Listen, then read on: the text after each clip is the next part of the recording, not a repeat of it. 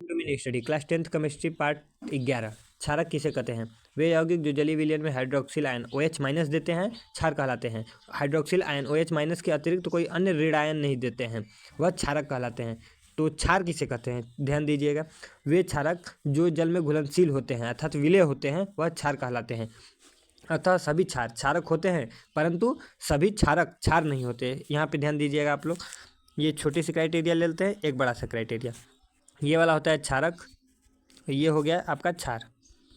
तो यहाँ पे इस बात को समझिएगा कि सभी क्षार, ये जो सभी क्षार है क्षारक होते हैं, क्योंकि यह बड़े वाले सर्कल के अंदर आ रहा है, क्षारक के अंदर आ रहा है, तो यह सभी क्षार जो होते हैं क्षारक हो सकते हैं, परंतु क्षारक क्षार नहीं होता। जो क्षारक है ये बड़ा वाला क्राइटेरिया, तो यह क्षारक जो है वह क्षार नहीं हो सकता।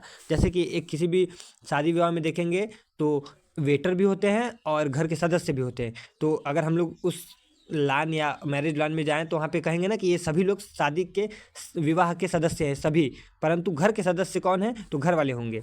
तो इस तरह हमें पता लगता है कि दोनों एक समय शादी के सदस्य हो सकते हैं, परंतु उसमें घर वाले और वेटर अलग अलग होंगे, क्योंकि घर वाले सदस्य मेन होते हैं और वेटर केवल शादी के सदस्य होते हैं।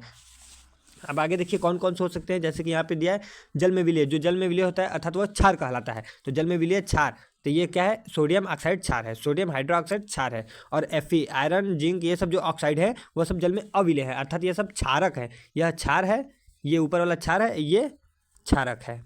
धन्यवाद।